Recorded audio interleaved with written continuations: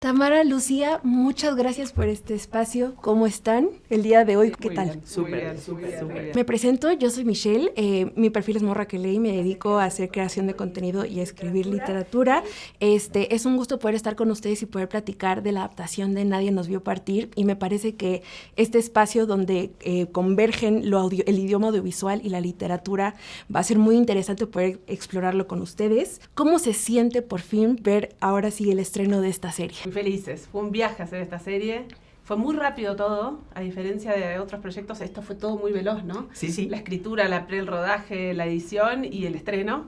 Así que todavía llegamos así con el vértigo de la velocidad que fue todo y con expectativa, a ver qué pasa. Emocionada, muy feliz, muy feliz de darme cuenta que el libro puede tener otros alcances y llegar a millones de personas, cosa que es difícil hacer cuando solamente es un libro, ¿no? Y esta parte de ser una serie de Netflix, pues lo potencia increíblemente. Por supuesto. Tamara, sabemos que esta historia cuenta un momento en específico de tu historia personal.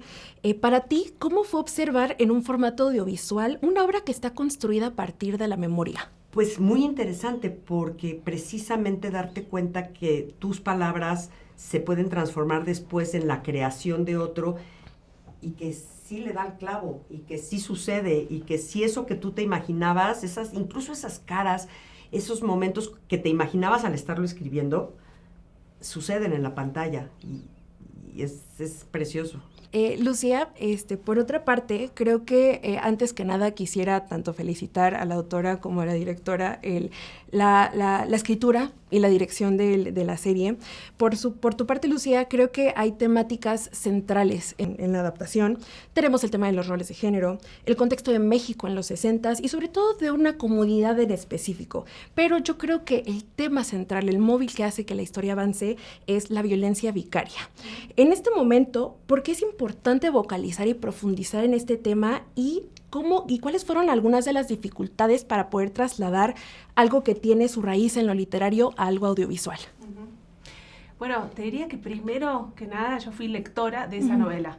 Y recuerdo todavía con muchísima claridad que en la lectura de esa novela lo que me parecía brutal era no saber de esa niña, de lo que le estaban haciendo. Porque claro, los niños muy chicos confían en su mamá y su papá. Y ella ama a ese papá. Entonces, ¿cómo va a pensar que ese papá le está haciendo algo que la puede lastimar? Entonces hay algo de la brutalidad de que todos se quieran, porque ese papá también los quiere a ellos, pero les está haciendo lo peor que un papá les puede hacer, que es alejarlos a tan chiquititos de su mamá. Entonces había algo de la tragedia de un grupo de personas que se aman y se están lastimando ferozmente con lo más frágil del mundo, que es lastimar a una niña de 5 y un niño de 6, durante años alejándolo de su mamá, que me parecía feroz. Y yo tengo una hija de 8 años, entonces todo lo que se toque con meterse con los niños me parece muy violento. Al mismo tiempo, a mí me parece que no hay personajes más apasionantes que los niños y los adolescentes. Están ahí en toda mi filmografía, mis novelas, mis series, porque realmente me parece que son la mayor potencia del mundo, ¿no? Cuando ellos entran a contar sus historias. Entonces, para mí, la base del ADN de esta serie era no saber. Nadie sabe lo que les va a pasar, y ahí van, ¿no? En puro presente, como está escrita la novela, que es puro presente. Por otra parte, creo que la violencia vicaria, en algún momento voy a citar un poco a otra escritora, Cristina Rivera Garza, que tiene una frase maravillosa que nos da a entender que a veces uno no puede contar una historia por falta de palabras para poder explicarlas. Tamara, la violencia vicaria es algo que está empezando a sonar en conversaciones, pero en cierto contexto todavía no había una forma de explicar cómo un padre podía abducir a hijos, ¿no?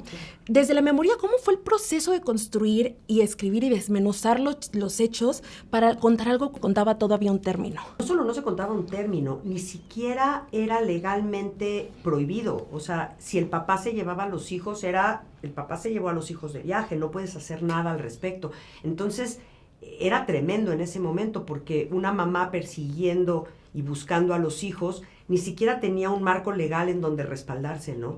Que gracias ahorita a todos los movimientos que se han hecho contra la violencia vicaria, ya hoy sí una mamá puede acudir y decir, esto está pasando, y al menos saber que puede haber consecuencias legales contra el papá. Entonces, para mí escribirlo, porque cuando yo lo escribí tampoco existía el concepto de violencia vicaria. Yo en el 2020 salió la novela y apenas empezaban pequeñas luces Me acuerdo la primera vez que me hablaron a decirme, oye, te queremos entrevistar para el Frente Nacional contra la Violencia Vicaria.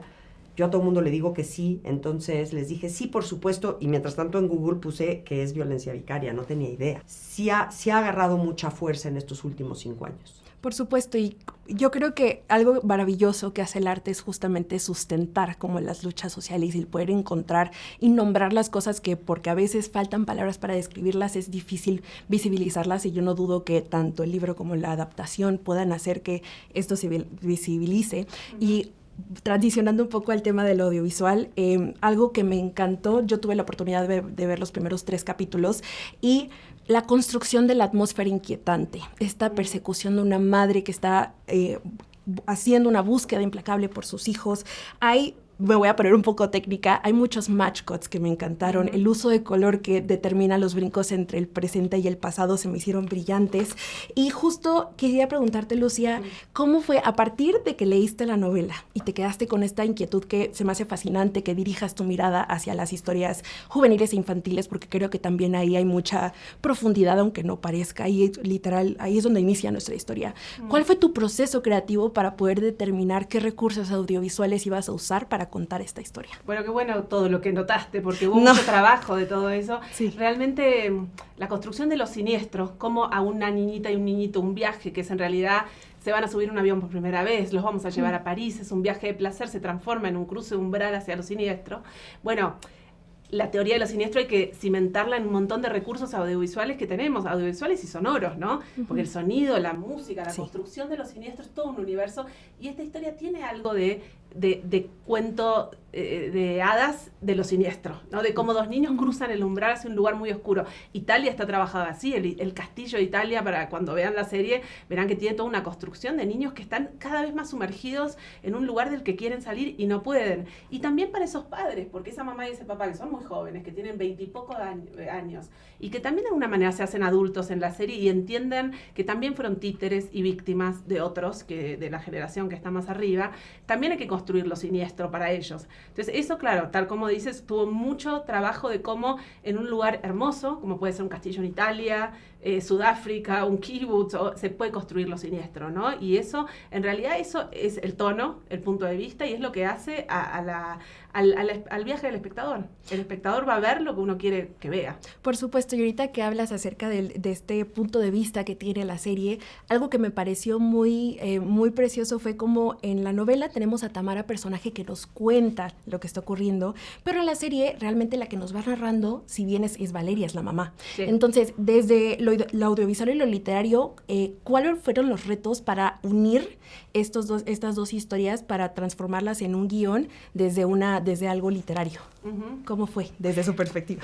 A mí me gusta mucho cuando las adaptaciones no son calcos que replican exactamente el mismo trabajo de punto de vista, sino que de alguna manera se complementan. Ya me había pasado en mi película Guacolda, que en la novela la narra Mengele, un médico nazi, y en la película es una niña. Entonces creo que hay veces que cuando la obra y la pieza audiovisual, ya sea una serie o una película, de alguna manera se complementan, es mucho más entretenido de hacer, porque no salimos a copiar lo que ya existe, sino a que de alguna manera eche luz sobre áreas que la novela tal vez echaba menos luz, y de alguna manera ahora funcionan como dípticos la novela y la serie, ¿no? De alguna manera no es o leo la novela o veo la serie, bueno, no, en realidad la experiencia es de las dos cosas, es leer la novela y ver la serie, y van a ver diferentes aspectos de una misma historia. Perfecto. Bueno, me avisaron que estamos para cerrar la entrevista. Si pudieran describir la serie con una palabra, ¿con cuál la describirían? Yo creo que es un viaje visceral. Visceral. Que no es un viaje de la cabeza, que hay poca cabeza, hay trama, hay thriller, pero más que nada es que el espectador haga el viaje que hicieron esos papás y esos niños. De acuerdo. Y hay una enorme belleza visual, sí, que eso creo que enriquece muchísimo. Los paisajes, la luz, los lugares, como dice Lucía, enriquecen incluso. Perfecto, pues muchas gracias por este espacio y les deseo todo el éxito, y estoy segura de que este producto audiovisual va a hacer que entre a conversaciones algo tan importante como este tema. Muchas gracias. Muchas gracias.